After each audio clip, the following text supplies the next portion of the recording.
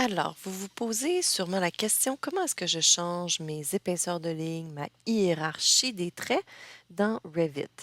Alors, vous avez déjà dans Revit, il y a une hiérarchie des traits qui est prédéfinie. Et si on connaît finalement la hiérarchie qui existe, on est capable de modifier l'apparence et les épaisseurs de nos lignes. Alors, voici comment on peut se rendre dans les paramètres de Revit pour modifier cela.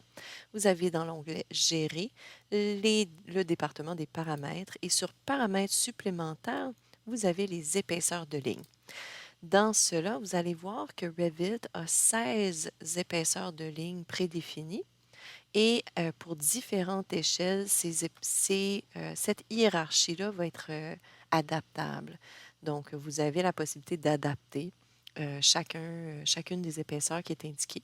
Si vous êtes dans un projet en métrique, ils vont être indiqués en métrique. Et si vous êtes dans un projet en impérial, ça va être en pieds, en pouces. Donc, vous avez ici, bien sûr, la numéro 1 qui est la plus mince de toutes les lignes de la hiérarchie des traits dans Revit et la numéro 16 qui serait la plus épaisse. Et on remarque ici que 14, 15 et 16, dans une vue en détail à l'échelle 1,10 par exemple, c'est la même épaisseur, tandis que dans une vue en implantation à l'échelle 1,500, on va avoir une distinction d'épaisseur assez grande.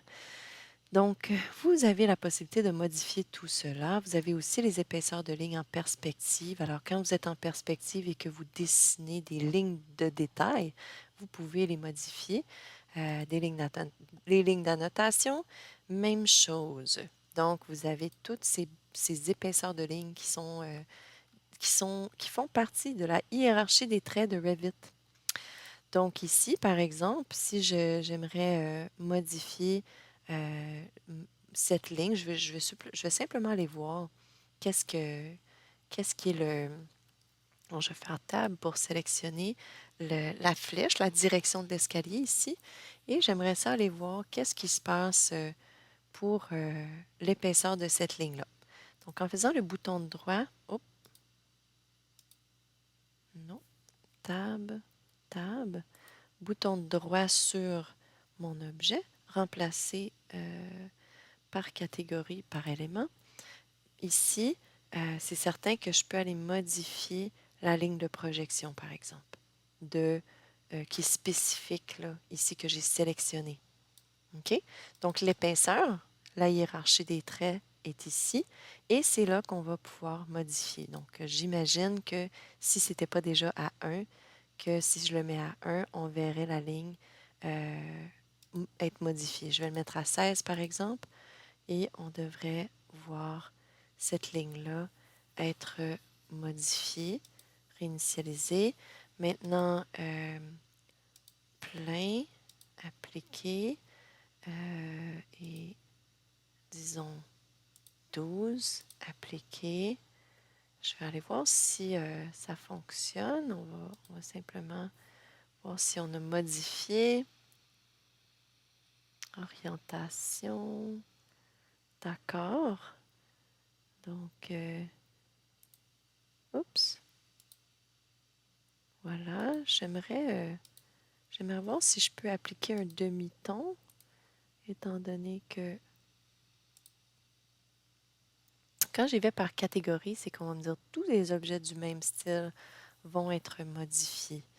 Alors là, on voit que l'épaisseur n'est pas modifiée par catégorie, mais je vais simplement ici utiliser demi-teinte pour voir si... Et voilà. Donc, on a ça qui apparaît en gris. Maintenant, c'est sûr que ça le fait pour tout l'objet.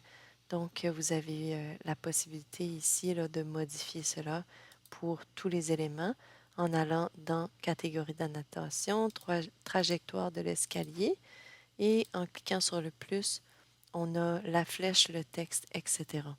Donc, le demi-teinte est appliqué à tous et là, on pourrait simplement l'appliquer à certains, indiquer une projection ou une ligne de remplacement.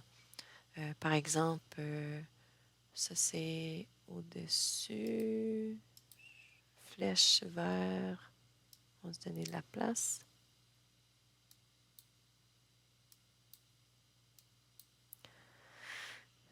Au-dessus des flèches, flèche vers le bas, flèche vers le haut, texte bas, texte haut. Alors le texte, pour aller en bas à ce moment-là, je pourrais le remplacer, le mettre en gris, disons. Le motif plein, remplacement en gris.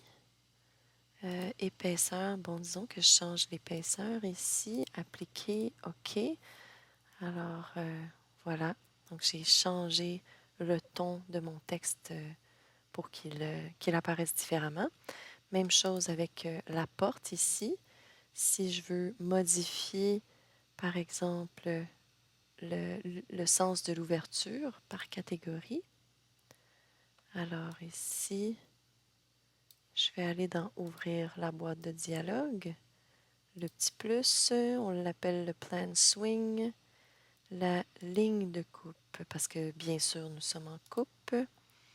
Le motif, l'épaisseur de la ligne 1.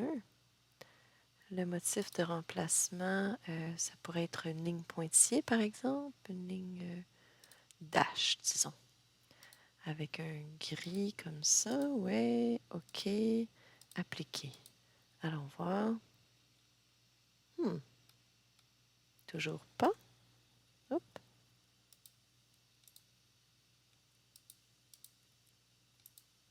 Bouton droit. Par catégorie. Ouvrir. Les portes.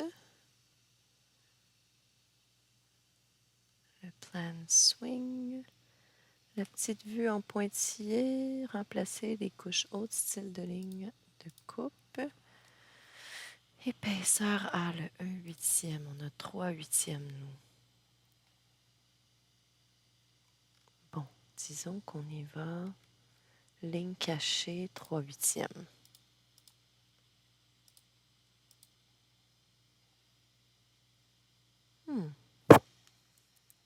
Non, il veut pas. Alors, on scrape ça.